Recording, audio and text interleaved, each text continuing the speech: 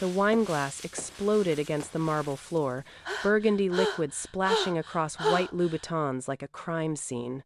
Minseo's hand was still raised, her face carved from ice as she glared at the server, trembling at her feet.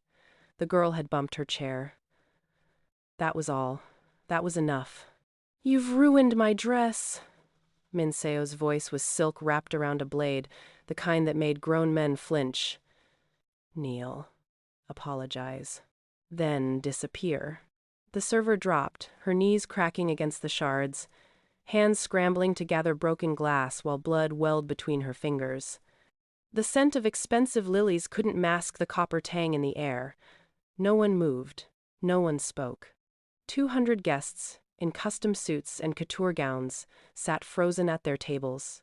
Crystal champagne flutes suspended mid-toast, because they all knew better than to challenge Minseo when her temper flared. She wasn't just beautiful, she was the fiancée of Lee Do-hyun, the man who controlled New York's underworld with the precision of a surgeon and the mercy of winter. And she wielded that power like a crown of thorns, pressing it into anyone foolish enough to meet her eyes. "Minseo." Do-hyun's voice cut through the tension like smoke through glass. He moved across the hall with the fluid grace of a predator, his black Tom Ford suit tailored to his tall, lean frame. His face showed nothing, no anger, no embarrassment, but his dark eyes held a warning that made even Minseo hesitate. "You're making a scene at our engagement celebration." Her expression transformed instantly, the ice melting into honey. "I was simply maintaining standards, darling." She touched his chest with manicured fingers, her smile sweet enough to rot teeth. "Surely you understand." From the shadows of the kitchen wing, hidden behind the heavy velvet drapes that separated the service corridor from the grand hall, Dorothy Westby watched it all unfold. Her heart hammered against her ribs, her dark hands gripping the silver tray she'd been sent to retrieve. She'd been in New York for exactly 4 days. 4 days since she'd left Detroit, left her sick brother and her crumbling neighborhood, left the lions she knew for the monsters she didn't. The agency had promised her good money, excellent pay for domestic work with a wealthy Korean-American family in the Hudson Valley. They hadn't mentioned the family ran an empire built on fear. "Remember why you're here," Dorothy whispered to herself, fingers brushing the small cross pendant her grandmother had given her. She needed this job. Her brother's surgery wouldn't pay for itself, and her mother's doubled shifts at the nursing home weren't enough to cover the medical bills piling up like snow in a Detroit winter. Mrs. Cho materialized beside her, the head housekeeper's face stern beneath her silver hair. The older Korean woman moved like a ghost through these halls, appearing exactly when you didn't want her to. "You start the early shift tomorrow, 5 a.m. Sharp." Mrs. Cho's voice was low, urgent. "Listen carefully, girl. Keep your head down. Do your work and stay invisible." Her eyes flicked toward the grand hall, where Minseo now laughed at something Do-hyun had said, her hand possessive on his arm. "Especially around Miss Minseo. That woman is a storm, and Master Lee is the deep sea. You will drown in either if you're not careful." Dorothy swallowed hard. "Yes, ma'am." "And whatever you do," Mrs. Cho's grip tightened on Dorothy's wrist, her voice dropping to barely a whisper, "don't look at Master Do-hyun. Don't speak to him unless he speaks first. Don't exist in his presence. Minseo has ended people for less, and the Glass Queen never forgives." Dorothy nodded, her throat tight. But fate, it seemed, had already started writing a different story. Before we step deeper into the Lee family's world of silk and shadows, I'd love for you to join me on this journey. Hit that subscribe button so you don't miss what happens when Dorothy breaks the one rule she was told never to break. Trust me, you'll want to see this. The alarm screamed at 4:30 the next morning. Dorothy dressed in the dark, pulling on the plain uniform, Mrs. Cho had left folded on her bed a deep red dress with a crisp white collar and white apron, the fabric expensive despite its simplicity. She wrapped her thick natural hair into a neat bun, the coils smoothed with the coconut oil she'd brought from home. Her dark skin glowed against the white fabric as she fastened the small cross around her neck. The servants' quarters sat behind the main mansion, a separate building connected by a covered walkway. Through her small window, Dorothy could see the sprawling Lee estate waking up modern glass and steel architecture, blending with traditional Korean design elements, gardens manicured to perfection, and armed guards stationed at every corner like statues. This wasn't just wealth. This was power that didn't bother hiding. Mrs. Cho was already in the kitchen, her voice sharp as she directed the other staff. "Dorothy, you're on breakfast service. Take this tray to Master Do-hyun's private study. East wing, third floor. Knock twice. Wait. Enter with your eyes down. Place the tray on the side table. Don't speak unless spoken to. Don't linger." Dorothy took the heavy silver tray, the scent of freshly brewed coffee and warm pastries making her stomach clench. She hadn't eaten yet. She navigated the mansion's corridors, her footsteps silent on the polished marble, passing priceless artwork that could have paid for her brother's surgery 3 times over. She found the study door, dark wood carved with intricate designs, and knocked twice. Her heart a drum in her chest. Enter. The voice was deep, commanding, the kind that didn't need to be raised to be obeyed. Dorothy pushed the door open with her hip, eyes obediently lowered, and stepped into a room that smelled of sandalwood and leather and something darker she couldn't name. She moved toward where she assumed the side table would be, her training kicking in, but her nervousness betrayed her. The corner of an ornate rug had flipped up, invisible in her peripheral vision. She stumbled. The tray tilted. Hot coffee began to spill in slow motion, and in that split second, Dorothy saw her entire future crumbling, fired, deported, her brother's surgery canceled, her family drowning. Then strong hands caught the tray, steadying it before disaster could strike. Dorothy gasped, her eyes flying up instinctively, and found herself staring into the darkest, most intense eyes she had ever seen. Lee Do-hyun stood inches from her, close enough that she could see the faint scar cutting through his left eyebrow, could smell the sandalwood cologne mixing with his warmth. He was even more devastating, up close, tall, lean muscle beneath an emerald silk robe, his face carved with the kind of beauty that made you forget how dangerous he was. But it was his eyes that trapped her. Eyes that saw too much, knew too much, promised things that made her pulse race, for reasons that had nothing to do with fear. "Careful," he said softly, his voice like smoke. His hands were still on the tray, his fingers barely brushing hers. "You're new." Yes, sir. I'm so sorry, sir." "It won't happen again." Dorothy stepped back quickly, her skin burning where they'd touched, her mind screaming at her for breaking the first rule. Do-hyun set the tray down himself, his movements precise and controlled, and Dorothy realized he moved the way predators did, nothing wasted, everything deliberate. "You're the one from America." It wasn't a question. "Yes, sir." "Detroit. You speak Korean well." "I studied languages in college, sir." "I was a teacher before." She stopped, realizing she was talking too much, giving too much away. For the first time in longer than he could remember, Do-hyun felt something shift in his chest. Curiosity. Interest. Something that felt dangerously close to fascination.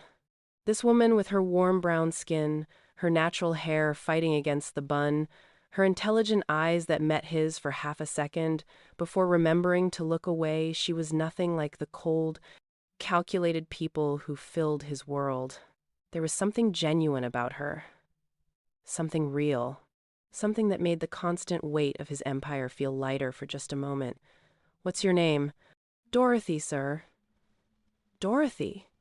He repeated it, his Korean accent wrapping around the syllables in a way that made her name sound like something precious. "It suits you."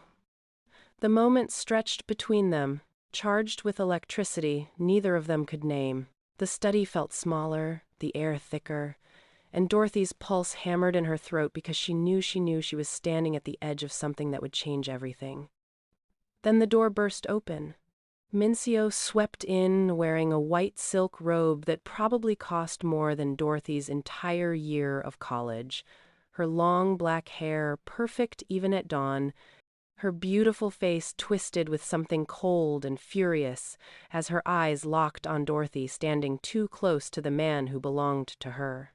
And Dorothy knew, in that instant, that Mrs. Cho's warning had come too late. The storm had already found her. The scent of sandalwood would haunt Dorothy's dreams that night, tangled with the memory of those dark eyes and the terrifying realization that she'd just become a target in a war she didn't understand. Mincio's silk robe whispered against the floor as she crossed the study, her movements liquid and predatory. Her eyes, cold, calculating, slid from Do-hyun to Dorothy, and the temperature in the room dropped 10 degrees. Darling. The endearment dripped like poison. I didn't realize we'd started employing help who forget their place so quickly. Dorothy's hands trembled as she stepped back. But Do-hyun's voice cut through the tension before she could apologize. She brought breakfast, as instructed. His tone was neutral, but something flickered in his eyes that made Minseo's jaw tighten. How efficient! Minseo moved closer to Dorothy, circling her like a shark scenting blood. What's your name, girl? Dorothy Wesby, ma'am. American. Minseo's smile was razor sharp. How? Exotic. Tell me, Dorothy, do they not teach servants in America to keep their eyes on the floor? Dorothy's pulse hammered in her throat. She could feel Do-hyun watching, could sense the weight of his attention like heat against her skin, but she forced herself to meet Minseo's gaze. Her grandmother hadn't raised her to cower. They taught me to look people in the eye when I speak to them, ma'am, but I'm learning your customs. The silence that followed could have shattered glass. Minseo's hand shot out, fingers gripping Dorothy's chin with enough force to bruise. Let me make the customs very clear. You don't look at him. You don't speak to him. You don't exist in his presence unless he explicitly requires something. Do you understand? Or should I have Mrs. Cho explain it in simpler terms? Minseo. Do-hyun's voice was quiet, dangerous. Let her go.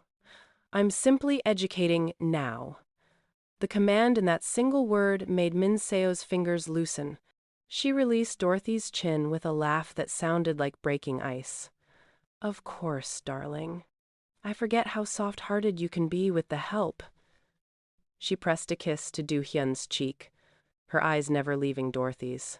I'll see you at breakfast, she swept out, leaving a trail of expensive perfume and unspoken threats. Dorothy stood frozen, her chin throbbing where Minseo's nails had dug in. She should leave, should run, does it hurt? Do-hyun's voice was closer now. He'd moved without sound, and when Dorothy looked up, he was right there, his dark eyes searching her face with an intensity that made her breath catch. I'm fine, sir. You're lying. His hand rose, and Dorothy's instinct was to flinch, but he moved slowly, deliberately, giving her time to pull away. His fingers brushed her chin, tilting her face toward the light. His touch was nothing like Minseo's, gentle, careful, as though she were something fragile. She marked you. Dorothy's skin burned where he touched her. It's nothing I can't handle. That's what worries me. His thumb traced the edge of the bruise, and the tenderness in the gesture nearly undid her. You should have stayed invisible, Dorothy, from Detroit. You asked my name. I did. Something shifted in his expression, regret, maybe, or recognition. And now you're in danger, because I was curious. I was in danger the moment I walked through those gates. Dorothy met his eyes, and this time she didn't look away. But I'm still here, because my brother needs surgery, and my family needs to eat. So whatever game this is between you and her, I'll learn to survive it. Do-hyun studied her for a long moment, his hand still cradling her chin, and Dorothy saw something flicker in those dark eyes. Respect, perhaps, or hunger. You're not what I expected. What did you expect? Someone who breaks. His voice dropped to a whisper. Everyone breaks eventually. Then I'll be the first who doesn't.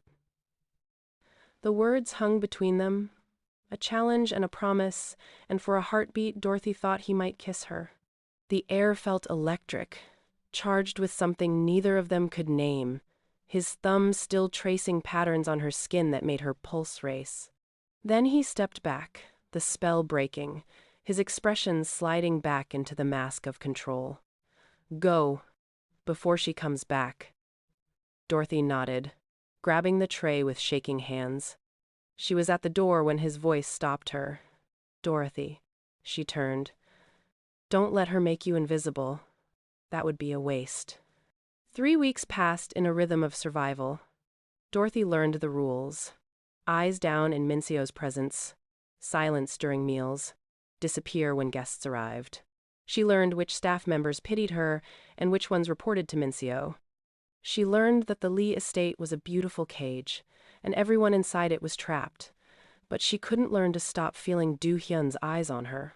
He watched her during breakfast service, his gaze following her movements as she poured coffee and refilled water glasses. He watched her in the hallways when she carried linens, his expression unreadable. And every time their eyes met accidentally, inevitably something dangerous sparked between them, Mincio noticed. Of course she noticed.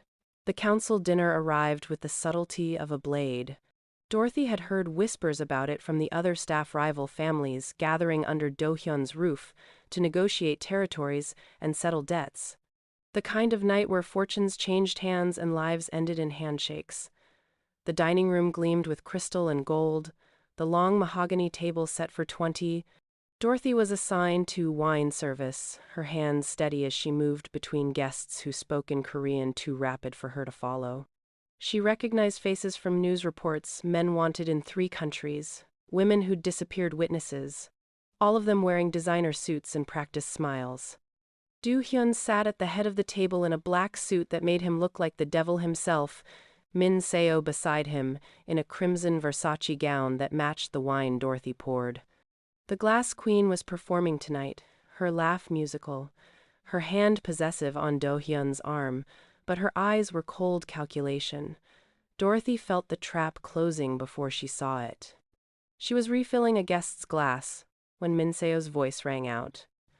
Dorothy, darling, would you bring the 2015 Bordeaux from the cellar?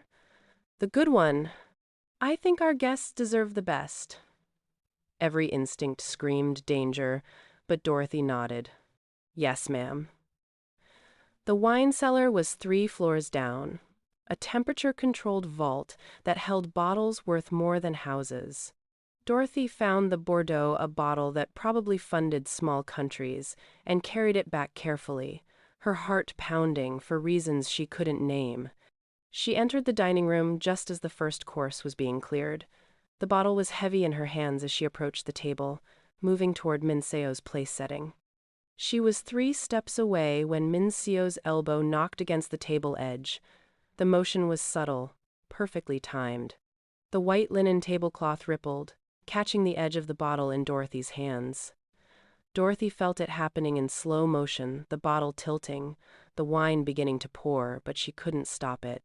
Burgundy liquid splashed across Do Hyun's white suit jacket, staining the silk like blood. The room went silent. Oh my God! Minceo's hand flew to her mouth, her eyes wide with manufactured shock. Dorothy, how could you be so careless? Dorothy's mind raced. She'd seen the elbow, she'd seen the deliberate motion. But 20 pairs of eyes were staring at her, and Minceo's performance was flawless. I'm so sorry, sir. Mincio stood, her face twisted with rage that looked almost real. Sorry? Do you have any idea what that suit is worth? What that wine was worth? She moved around the table, her heels clicking against marble. This is unacceptable. Dorothy's hands clenched at her sides. She could feel the weight of judgment from every guest, could see the satisfaction gleaming in Minceo's eyes. This was the plan. This was always the plan. It was an accident, ma'am. An accident? Minceo's laugh was sharp. You've been here 3 weeks, and you still can't perform basic service without destroying. The slap came fast, Minseo's palm cracking across Dorothy's cheek hard enough to snap her head to the side. Pain exploded across her face, sharp and humiliating, and the room seemed to hold its breath. Dorothy's vision swam. Her grandmother's voice echoed in her head, "You bow to no one," and something inside her that had been bending finally locked into steel. She straightened slowly, her cheek burning, and met Minseo's eyes with a calm that made the older woman's smile falter. "I look at him because he's the only person in this house who remembers to say please." The words fell into the silence like stones into water. Minseo's face went white, then red. "How dare you? Enough!" Do-hyun's voice cut through the room like a blade. He stood, wine-stained and furious, but his anger wasn't directed at Dorothy. His eyes were locked on Minseo with an intensity that made even her step back. "The dinner is over. Everyone out.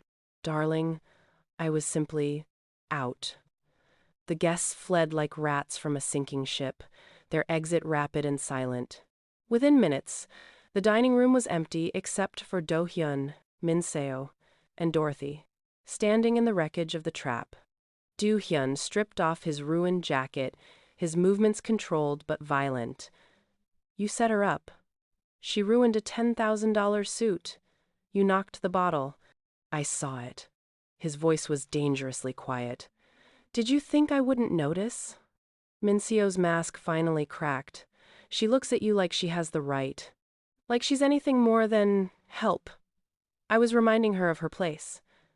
By humiliating her in front of the council? Do-hyun moved closer to Minseo, and for the first time, Dorothy saw genuine fear flicker across the Glass Queen's face. "You made me look weak. You made this house look unstable. For what? Jealousy? I'm protecting what's mine.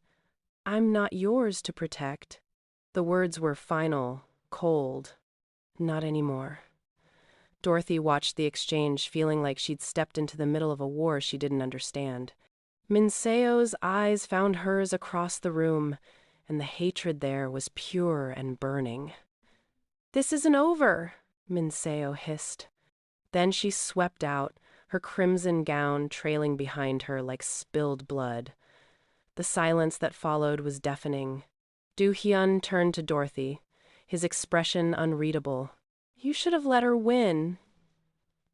"I don't know how to do that." "Then you're going to get hurt." He moved closer, and Dorothy's breath caught as he reached out, his fingers gently touching the bruise blooming on her cheek where Minseo had struck her. "She won't stop now. Neither will I." Something shifted in his eyes. Admiration, maybe, or the first stirrings of something far more dangerous. "No, I don't think you will." His hand lingered on her face, and Dorothy felt the world narrow to just this. His touch, his warmth, the way he looked at her like she was the first real thing he'd seen in years. "I'm promoting you," he said quietly. "Personal attendant. You'll work directly for me." Dorothy's heart stuttered. "Sir, that will only make things worse." "I know." His thumb traced her cheekbone, and the tenderness nearly broke her. "But I'm done pretending I don't see you, Dorothy Wesby. And if that makes me selfish, then I'll be selfish." Dorothy's new quarters adjoined Do-hyun's private wing. The room was 10 times the size of her previous one, with a 4-poster bed, a private bathroom with marble, everything, and a window that overlooked the estate's winter gardens. It was beautiful. It was a cage. It was a declaration of war. Mrs. Cho helped her move, her face grave. "You know what this means, don't you, child? That I'm either very brave or very stupid. That you're already dead." The older woman's voice cracked. "Minseo will destroy you for this. And if Master Do-hyun can't protect you, then I'll protect myself." But that night, lying in sheets that smelled of lavender and luxury, Dorothy wondered if she'd made a terrible mistake. Through the wall, she could hear Do-hyun moving in his room footsteps, the clink of glass, the rustle of paper. He was so close. too close. And every instinct screamed that proximity to him was like standing in the path of a wildfire. The knock came at midnight. Dorothy opened the door to find Do-hyun standing in the hallway, still dressed in the shirt and slacks from dinner, his sleeves rolled up to reveal forearms corded with muscle. His hair was disheveled, as though he'd been running his hands through it. "I can't sleep," he said, his voice rough. "Neither can I." He shouldn't come in. She shouldn't let him. They both knew it. He came in anyway. Do-hyun moved through her room like he owned it, because he did, technically his eyes taking in the unpacked suitcase, the small framed photo of her family on the nightstand, the cross pendant lying beside the lamp. "Tell me about Detroit," he said, settling into the chair by the window. Dorothy perched on the edge of the bed, maintaining distance. "What do you want to know?" "Everything. Why you left. What you're running from. What you're running toward." So she told him. About her brother's leukemia. About the medical bills that swallowed her mother's salary. About the teaching job that disappeared when budget cuts hit. About leaving the only home she'd known to come to a country where she didn't speak the language fluently, didn't understand the customs, all for money that might save the one person she loved most. Do-hyun listened without interrupting, his dark eyes never leaving her face. When she finished, he was quiet for a long moment. "Your brother," he finally said. "What's his name?" "Marcus. He's 12. He wants to be an engineer." Dorothy's voice caught. "He has to survive long enough to become one. He will." The certainty in Do-hyun's voice made her look up. "I'll make sure of it." "You can't promise that. I can promise anything I want. That's what power means."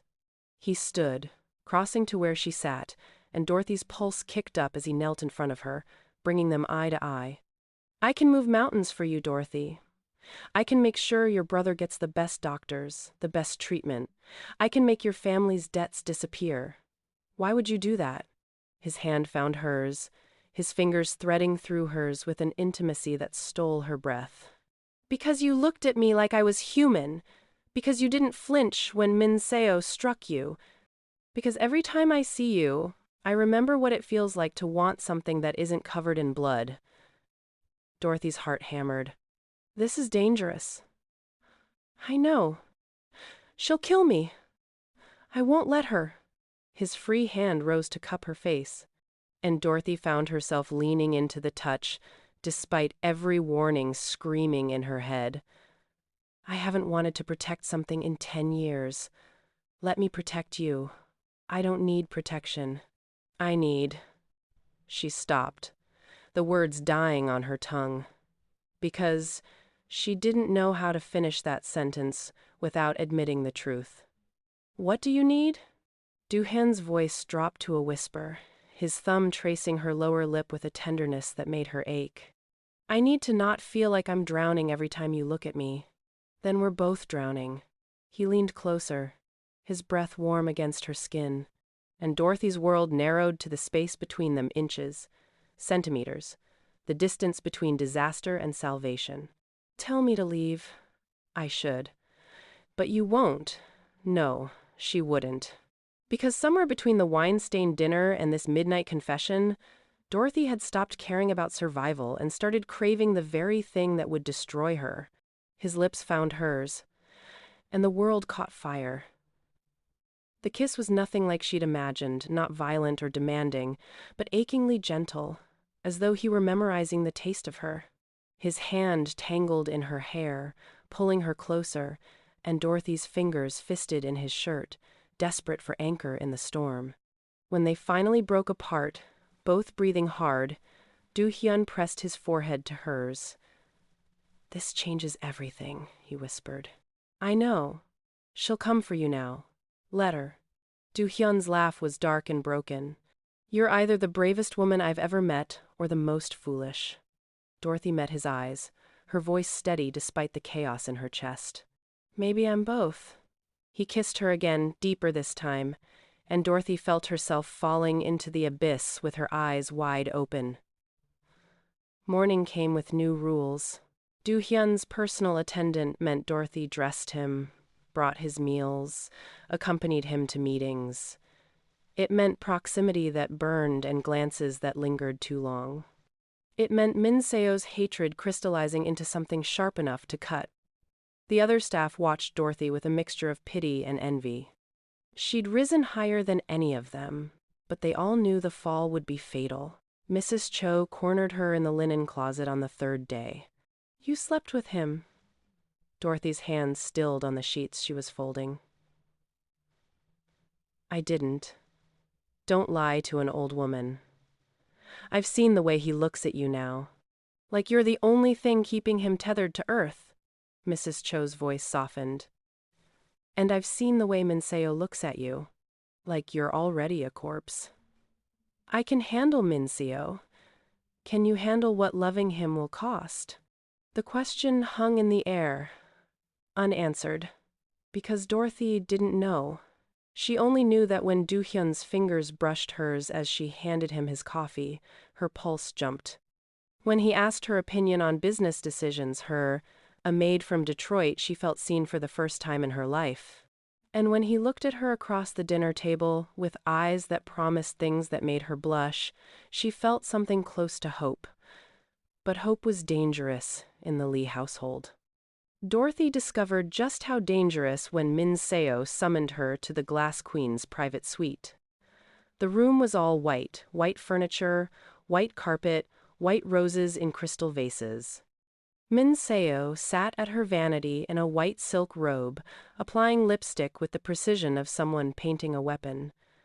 "Close the door, Dorothy." Dorothy obeyed, every muscle tensed for violence. Min Seo studied her reflection, not turning around. "You're sleeping in the room next to his now. How convenient." "I'm his personal attendant." "It's protocol." "Protocol?" Min Seo's laugh was cold. "Is it protocol to kiss him at midnight? To let him touch you like you're something precious, instead of something purchased?" Dorothy's blood ran cold.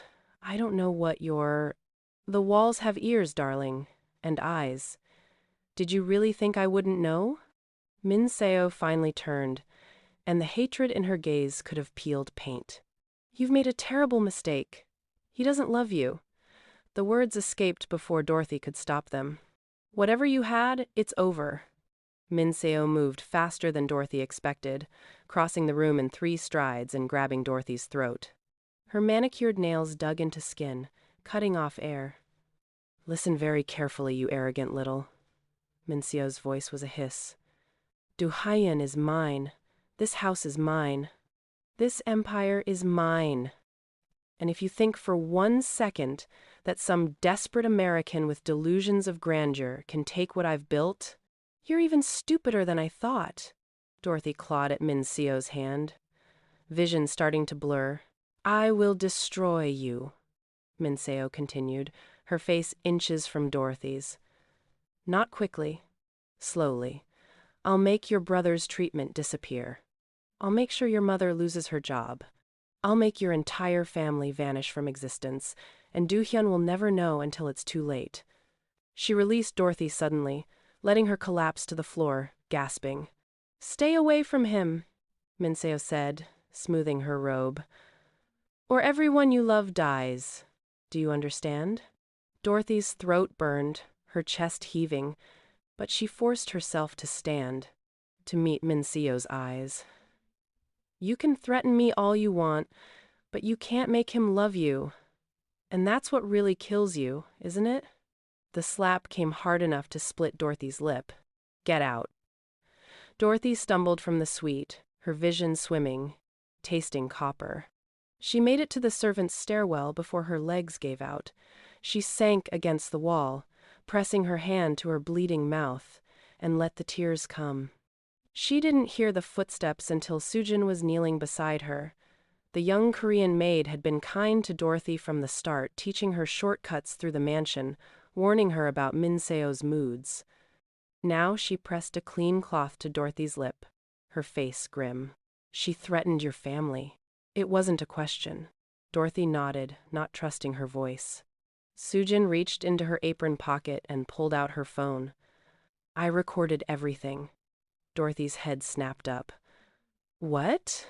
I followed you to her suite. I knew she'd try something. Sujin's eyes were hard. I've watched her destroy 3 girls before you. I'm not watching a 4th. She pressed play, and Minceo's voice filled the stairwell, every threat, every promise of violence, crystal clear. Why are you helping me? Dorothy whispered. Because someone needs to stop her. Sujin pressed the phone into Dorothy's hand. And because Master Do-hyun looks at you the way my father used to look at my mother before Minceo had her fired for smiling too much. Maybe you can save him. Maybe you can't. But at least now you have ammunition. Dorothy stared at the phone, her heart pounding. This was it, the weapon she needed. The proof that could end Minceo. Or the match that would burn everything down. Thank you, she managed. Sujin squeezed her shoulder. Don't thank me yet. Using that recording will start a war. Then let there be war. That night, Dorothy stood at Do-hyun's study door with the phone in her pocket and Minseo's threats still echoing in her ears. She could turn back, could disappear, could protect her family by running. But she'd never been good at running. She knocked twice. Enter. Do-hyun looked up from his desk, and his expression shifted the moment he saw her face, the split lip, the bruise forming on her cheek, the way she held herself, like something broken but refusing to shatter. Who did this? His voice was deadly quiet. We need to talk. He was around the desk in seconds, his hands gentle as they tilted her face to the light. Dorothy, Minceo. She pulled the phone from her pocket, and I have proof of everything she's planning. Do-hyun's eyes darkened as she explained the threats, the recording, Sujin's intervention.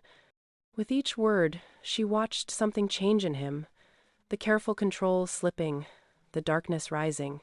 When she finished, he was silent for a long moment. Then he took the phone, pressed play, and listened to the woman he was engaged to promise Dorothy's family's destruction. The silence that followed was terrifying. I'm going to kill her, Do-hyun said finally, his voice empty of emotion in a way that was somehow worse than rage. No! Dorothy's hand found his. You're going to end her, but not with violence, with the truth. He looked at her, and in his eyes she saw the war between the man he was and the man he wanted to become. She threatened your brother. I know. Your family. I know. And you still want mercy? Dorothy stepped closer, close enough to feel his heat, his fury, his control fracturing. I want justice. Real justice.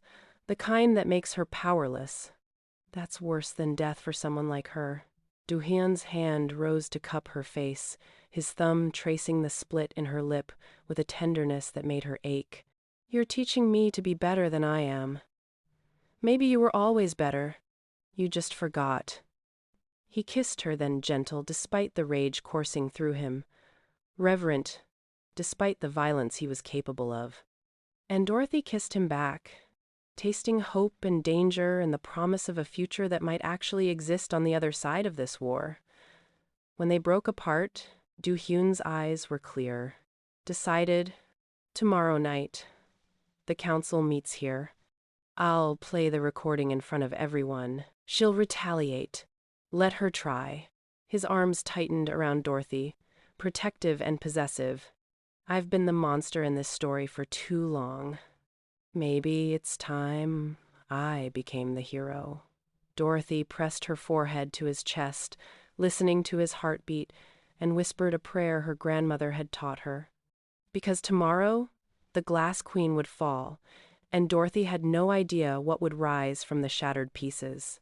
The blizzard hit the Hudson Valley like God's wrath, turning the Lee estate into an island of glass and steel surrounded by white fury. Snow piled against the windows in drifts that blocked out the world, and the council members who'd arrived for the emergency meeting found themselves trapped in luxury with nowhere to run. Dorothy watched the storm from Do-hyun's study window, her reflection ghost-like against the darkness beyond. Behind her, she could hear him on the phone, his voice low and commanding as he coordinated security. The recording sat on his desk like a loaded gun, waiting. "They're all here," he said finally, ending the call. 20 families, all the major players. Dorothy turned to face him. He'd dressed for war, black suit, black shirt, no tie.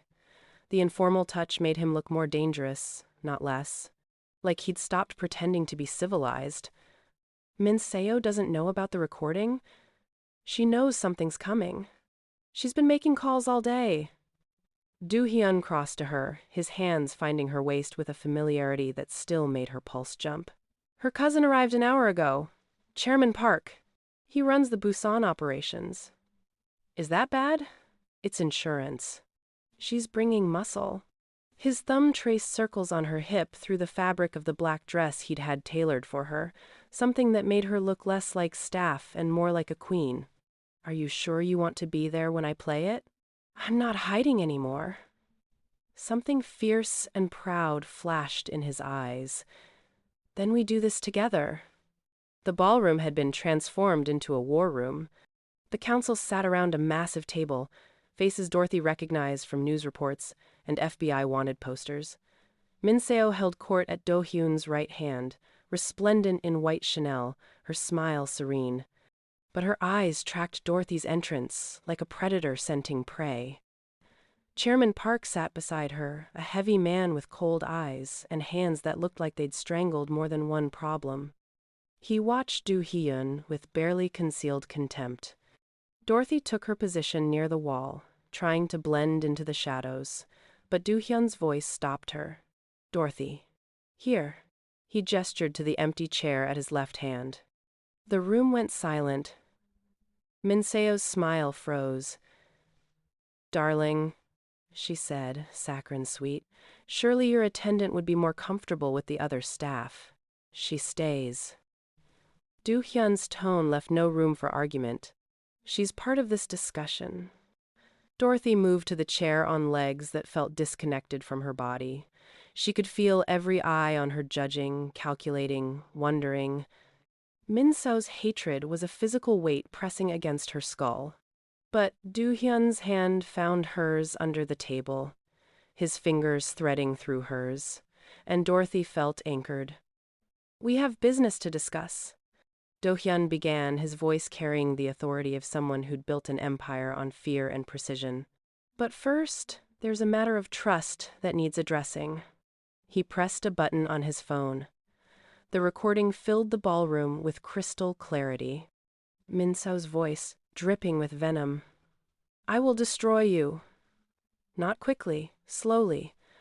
I'll make your brother's treatment disappear. I'll make sure your mother loses her job. I'll make your entire family vanish from existence." Dorothy watched Minseo's face drain of color. Watched realization dawn, then fury, then something close to panic as the recording continued, laying bare every threat, every promise of violence. When it ended, the silence was absolute. "That's my fiancé," Do-hyun said quietly, "threatening to murder the family of a woman under my protection. In my house." Chairman Park stood so fast his chair toppled backward. "This is a setup. That recording is fabricated. It's verified." Do-hyun's voice was ice. "Time-stamped. Witnessed. And before you threaten the girl who made it, know that she's already under protection and the original is with my lawyers." Minseo finally found her voice, and it shook with rage. "You're humiliating me in front of the council for some American nobody? For her?" She pointed at Dorothy with a trembling hand. "You're destroying everything we built because you can't keep your hands off the help." "I'm destroying what we built because it was built on lies." Do-hyun stood, and the power that rolled off him made even Chairman Park step back. "You've been using my name as a weapon for years. Hurting staff, threatening families, playing queen while I built this empire. I ignored it because it was easier than confronting it. That ends tonight. You can't dismiss me like I'm nothing. Watch me." He pulled a document from his jacket, sliding it across the table. That's the dissolution of our engagement, effective immediately. You have 72 hours to vacate the estate. After that, you're trespassing. Min Seo's laugh was high and brittle, edged with madness. You think you can just throw me away? You think the council will accept this? She looked around the table, desperate. He's choosing a maid over his own kind, over family loyalty, over everything we've built together. But the council members avoided her eyes. They'd heard the recording. They knew the rules. Personal vendettas against staff were one thing. Threatening families was another. It showed instability, weakness. Chairman Park's hand went to his jacket, and Dorothy saw the bulge of a weapon. Don't. Do-hyun's voice was quiet, deadly. You pull that gun and you won't leave this room alive. You've gotten soft, Park spat. Choosing some foreign... The rest of his words died as Do-hyun moved, fast as a snake, his own weapon appearing from nowhere to press against Park's temple. Finish that sentence, Do-hyun whispered. Please. The ballroom erupted into chaos, council members shouting, chairs scraping, weapons being drawn. Dorothy found herself yanked backward by hands she didn't recognize, someone pulling her toward the door. Then the lights went out. Gunfire shattered the darkness, muzzle flashes illuminating snapshots of violence. Dorothy hit the floor as someone, Soo-jin, she realized dragged her behind an overturned table. The wine cellar? Soo-jin hissed in her ear. There's a passage. Go, now. Do-hyun, we'll find you. Move. Dorothy ran. The servant corridors were dark and labyrinthine, designed to let staff move unseen through the estate. Dorothy's hands scraped against cold stone as she navigated by memory and desperate instinct, her heart a drum in her chest. Behind her, gunfire echoed through the mansion like thunder. This was the coup, Mrs. Cho had whispered about. The reason the staff walked on eggshells. The violence that lived beneath the luxury, always waiting to surface. Dorothy found the wine cellar door and wrenched it open, tumbling down stone steps into darkness that smelled of earth and aged oak. Her hands found a light switch, flooding the space with dim yellow light that revealed rows of bottles worth small fortunes. And Min Seo, standing at the bottom of the stairs, with a lighter in one hand and Dorothy's passport in the other. Hello, darling. Min Seo's smile was a wound. Looking for this? She flicked the lighter, flame kissing the edge of the passport. Dorothy lunged forward, but Min Seo held it high, watching it burn with eyes that reflected the fire. You took everything from me, Min Seo said, conversationally, as though they were discussing the weather. My position, my future, the man I've spent 5 years cultivating. The passport crumbled to ash between her fingers. So now I'm taking everything from you, starting with your way home. He never loved you. Dorothy's voice was steady despite her racing heart. You can't lose what you never had. Min Seo moved fast, grabbing a wine bottle and smashing it against the stone. Burgundy liquid and glass exploded across the floor. She held the broken neck like a knife, jagged edges glinting. You're right, she said softly. But I can make sure no one else has him either. The heavy oak door at the top of the stairs slammed shut. Dorothy heard the lock engage, the scrape of something heavy being dragged across it. They were trapped. Min Seo's laugh echoed off the walls. Chairman Park has 20 men upstairs. Do-hyun has 15. They're too busy killing each other to notice us down here. So we have time, you and I. Time for me to show you what happens to girls who forget their place. Dorothy backed away, her mind racing. The cellar was a dead end, one entrance, stone walls, no windows. But there had to be something, some way. Her eyes caught on the ventilation grate, high on the wall. Too small for Min Seo, but Dorothy was smaller, lean from years of making every dollar stretch. You're not getting out, Min Seo said, reading her thoughts. And when they find you down here, bleeding out because you slipped on broken glass. Do-hyun will mourn. Maybe he'll even feel guilty, but he'll move on, because men like him always do. She advanced, the broken bottle extended. Dorothy grabbed the nearest weapon she could find, an iron wine rack bar, and held it between them. I don't want to hurt you, Dorothy said. Liar. Min Seo's eyes were wild. You've wanted to hurt me since the moment you saw me, because I had everything you wanted. Power, position, him. I wanted to survive. You made it personal. Everything is personal, Min Seo lunged. Dorothy swung the iron bar, connecting with Min Seo's wrist. The bottle flew from her hand, shattering against the wall. But Min Seo didn't stop. She tackled Dorothy backward into the wine racks, bottles crashing around them in explosions of glass and liquid. They fought like animals. Min Seo's manicured nails raking Dorothy's face, Dorothy's fists finding Min Seo's ribs. The white Chanel dress turned crimson with wine and blood, impossible to tell whose. Dorothy's hand found a shard of glass. She didn't think. She drove it into Min Seo's shoulder. Min Seo screamed, stumbling backward. Blood bloomed across the white fabric, stark and accusatory.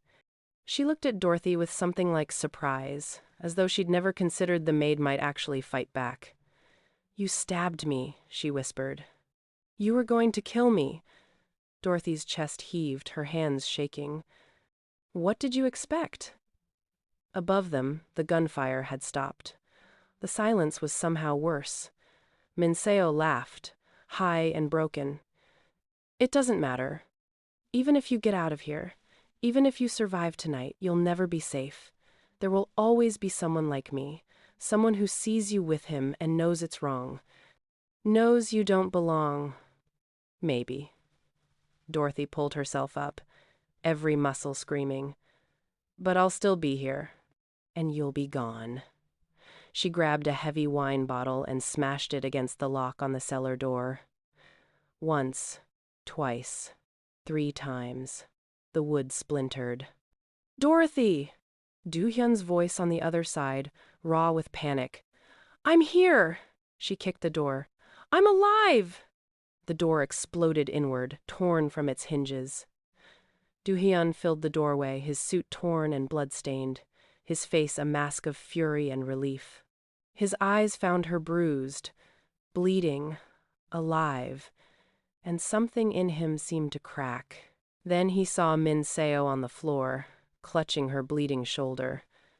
She tried to kill me, Dorothy said simply.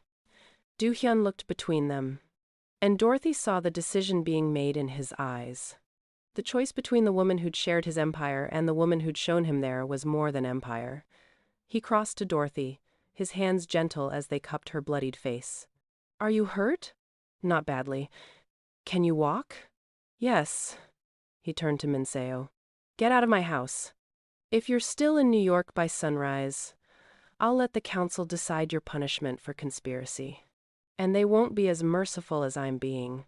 You're choosing her. Min Seo's voice was empty. After everything, I'm choosing myself, Do-hyun said quietly. For the first time in 10 years, and she's part of that choice. He led Dorothy up the stairs, leaving Min Seo alone in the wreckage. The ballroom was a war zone. 4 bodies lay motionless among overturned furniture and shattered crystal. Chairman Park knelt against the far wall, hands zip-tied, surrounded by Do-hyun's men. The council members who'd survived sat silent, witnesses to the coup's failure. Do-hyun's second-in-command approached, his face grim. Park brought ringers from Busan, professional hitters. We lost 3 men. And his people? All down except him. Do-hyun nodded, his expression carved from stone. He hadn't released Dorothy's hand since pulling her from the cellar, his fingers tight around hers like he was afraid she'd disappear. Chairman Park looked up as they approached, his face twisted with hate. You think this is over?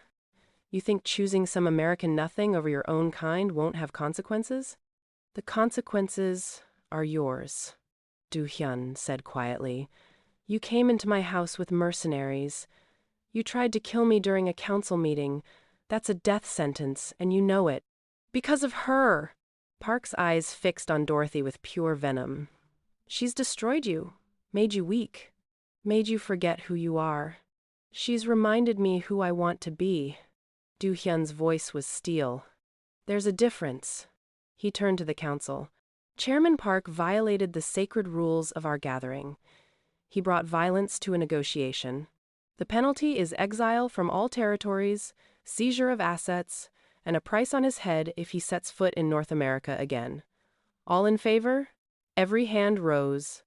Even Park's own lieutenants voted against him. Get him out of here, Do-hyun ordered. Put him on a plane to Seoul. What happens to him there is no longer our concern. As Park was dragged away, screaming threats and curses, Minseo appeared in the ballroom doorway. She'd changed from the ruined Chanel into traveling clothes, her wounded shoulder roughly bandaged. A suitcase sat at her feet. The room fell silent. She walked forward with her head high, every inch the queen she'd pretended to be. When she reached Do-hyun and Dorothy, she stopped. I underestimated you, she said to Dorothy. I thought you were just another desperate girl, but you're something worse. You're someone he actually wants. Minseo, Do-hyun started, but she held up a hand. Don't apologize or explain, or try to make this easier. Her eyes were dry, but something in them had shattered beyond repair. I gave you 5 years. I built this empire with you. And you're throwing it all away for someone you've known 3 weeks. I'm not throwing it away. I'm changing it. Do-hyun's voice softened. You could have been part of that change, but you chose fear and violence instead. I chose survival. In our world, they're the same thing. Minseo looked at Dorothy one last time. He'll break your heart. Maybe not today, maybe not this year. But eventually, the darkness in him will drown the light in you, and you'll understand why I fought so hard to keep what I had. Maybe, Dorothy said softly, but I'd rather drown trying than never swim at all. Something flickered in Minseo's eyes, respect, maybe. Or the echo of the woman she might have been if the world had been different. Goodbye, Do-hyun. She picked up her suitcase. I hope she's worth it. She walked out into the blizzard without looking back. And the Glass Queen's reign ended not with violence, but with the quiet click of a door closing. Do-hyun pulled Dorothy against him, his face buried in her hair. It's over, he whispered. It's finally over. But Dorothy could feel him shaking, could sense the weight of what he'd just done, dismantling his engagement, exiling a council chairman, choosing love over power. The empire wouldn't forget. The families wouldn't forget. What happens now? She asked. Now we rebuild. He pulled back to look at her, and in his eyes she saw exhaustion and relief, and something that looked dangerously close to hope. Everything. We rebuild everything. Around them, the council members began to file out, their silence speaking volumes. Some nodded to Do-hyun in respect. Others avoided his eyes. But they all left, taking their judgment and their threats with them into the storm. When the ballroom was finally empty, except for Do-hyun's inner circle, he turned to his second in command. Tomorrow, we start making changes. The protection rackets become legitimate security firms. The loan operations become legal financing. And anyone who can't adapt to the new way finds employment elsewhere. Boss, the families won't I don't care what they like. This is my territory, and we're doing it my way. He looked at Dorothy. Our way. The second in command studied them both, then nodded slowly. Understood, sir. As the man left, Do-hyun finally allowed himself to collapse into a chair, pulling Dorothy onto his lap. His hands ran over her, checking for injuries, his touch gentle despite the violence that still stained his clothes. You stabbed her. he said softly. She was going to kill me. I know. I'm not judging, I'm just... He stopped, his voice breaking. When I heard the gunshots and couldn't find you, I thought Dorothy silenced him with a kiss, pouring everything she couldn't say into it. When they broke apart, both breathing hard, she pressed her forehead to his. I'm here. I'm alive. We both are. Because you're stronger than I ever gave you credit for. His laugh was broken. You were supposed to be the thing that made me soft. Instead, you're the thing that made me brave enough to change. Then let's change everything. They sat there as dawn broke over the Hudson Valley, the blizzard finally clearing to reveal a world covered in fresh snow, clean, new, full of possibility. And for the first time in 10 years, Lee Do-hyun looked at the future and saw something other than darkness. 3 months later, Dorothy stood in the estate's winter garden and barely recognized it. The armed guards were gone, replaced by actual gardeners. The bulletproof glass had been replaced with regular windows that let in real sunlight. And the fountain that had once run dry now bubbled with clear water, reflecting the cherry blossoms Do-hyun had planted in memory of the life he'd left behind. The Wesby Foundation occupied the East Wing now, a legitimate nonprofit funding medical treatment for families who couldn't afford it. Dorothy's brother Marcus had been the first recipient, the best doctors, the best treatment, a surgery that had saved his life. He was in remission now, planning for the engineering degree he'd always dreamed about. Dorothy's mother had flown in last week, unable to believe the transformation. She'd pulled Dorothy aside, tears in her eyes, and whispered, "Baby, are you sure? Are you safe here?" Dorothy had looked at Do-hyun across the garden, watched him laughing with her younger siblings, and known the answer. "I'm home, Mama," finally. Now, as the sun set over the Hudson Valley, turning the sky shades of amber and rose, Dorothy felt Do-hyun's presence before she saw him. He moved up behind her, his arms encircling her waist, his chin resting on her shoulder. "Thinking?" he murmured against her ear. "Remembering." She leaned back into his warmth. "The first time I saw you, I thought you were the most terrifying thing I'd ever seen. And now? Now I know you are. But I'm not afraid anymore." He turned her in his arms, and Dorothy's breath caught as it always did when he looked at her like this, like she was the only thing in his world that mattered. "I have something for you," he said softly. From his pocket, he withdrew a small black box.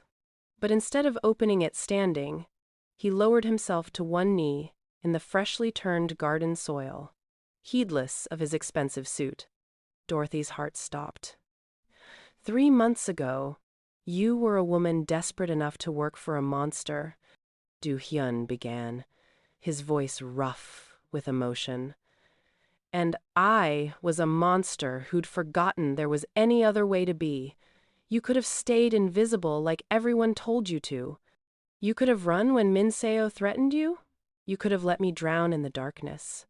He opened the box, revealing a ring unlike any Dorothy had ever seen, a black diamond set in platinum, surrounded by smaller stones that caught the dying light like stars. But you didn't. You stood your ground. You fought. You showed me that power doesn't have to be built on fear, that empires can be built on something better. His eyes held hers, dark and infinite and full of promises. You saved me, Dorothy Wesby, and I'm begging for the chance to spend the rest of my life trying to be worth that salvation. Tears spilled down Dorothy's cheeks, hot and unstoppable. "Marry me," Do-hyun whispered. "Choose me. Choose this life we're building. Choose light over darkness, hope over fear. Be my partner, my conscience, my home." Dorothy dropped to her knees in front of him, not caring about the dirt or the expensive dress or anything except this moment. "Yes," she breathed. "Yes, to all of it." He slipped the ring onto her finger, and it fit perfectly, the black diamond gleaming against her dark skin like a promise kept. Then he was kissing her, deep and desperate and full of all the words neither of them knew how to say. When they finally broke apart, Dorothy laughed through her tears. A black diamond. Really? It reminded me of you. His thumb traced her lower lip. Something beautiful that only shows its true value when you look deeper. Something rare enough to be priceless. You're getting better at this romance thing. I have a good teacher. They sat there in the garden as night fell, Dorothy's head on Do-hyun's shoulder, his arms wrapped around her like armor. In the distance, they could see the lights of the Foundation's wing, where families found hope instead of fear. Do you think they'll ever forgive you? Dorothy asked quietly. The council. The families who wanted the old ways. Some will, some won't. Do-hyun's voice was steady. But I don't need their forgiveness. I just need yours. You've always had that. His phone buzzed in his pocket. He pulled it out, glanced at the screen, and Dorothy saw his jaw tighten. What is it? Message from the council. They want a meeting next week. Several families are concerned about the changes. He looked at her. This isn't over. There will always be someone who wants to drag us back into the darkness. Then we'll face them. Dorothy took his hand, feeling the weight of the ring on her finger. Together, together, he echoed. Then, with a movement that was pure defiance, he turned off the phone and threw it into the fountain. Dorothy gasped. Do-hyun, they can wait. He pulled her to her feet, drawing her close. Right now, the only thing that matters is you and me and this moment. The Empire can survive without me for one night. What if it's important? Then it will still be important tomorrow. His hand cupped her face, and Dorothy saw the man he'd become, reflected in his eyes, still dangerous, still powerful, but tempered with something that looked like peace. I've spent 10 years choosing the Empire over everything else. Tonight, I choose you. He kissed her again, and Dorothy felt the world narrow to just this, his warmth, his touch, his heart beating in time with hers. The garden around them bloomed with new life, the fountains sang with clear water, and somewhere in the distance, her brother was alive and healthy and planning his future. Minseo had been right about one thing. The darkness in Do-hyun would always be there, lurking beneath the surface, waiting for moments of weakness. But Dorothy had her own darkness, the kind born from survival and desperation and fighting for every scrap of hope. And together, their shadows somehow created light. As they walked back to the mansion hand in hand, Dorothy looked up at the estate that had once terrified her. Now it was home. A home built on redemption and second chances, and the radical idea that people could change. Do you regret it? Do-hyun asked softly, as though reading her thoughts. Staying? Fighting? Choosing this life? Dorothy thought of Detroit, of teaching jobs and safe choices, of the life she'd left behind, and the life she'd found in the ruins of an empire. Not for a second, she said. And she meant it. The Lee estate stood against the night sky, its windows glowing warm and welcoming instead of cold and forbidding. Inside, families found help instead of threats. Outside, the garden bloomed with possibility. And at the heart of it all, a Mafia king and the woman who'd tamed him stood together, facing whatever came next, because some love stories were written in blood and roses, and some were worth every thorn. If Dorothy and Do-hyun's journey touched something in you, if you believe in second chances and the power of love to transform even the darkest hearts, I'd be grateful if you'd share this story with someone who needs to hear it. And stay close, because their story isn't quite finished yet. There are still shadows to face, and I promise you won't want to miss what comes next.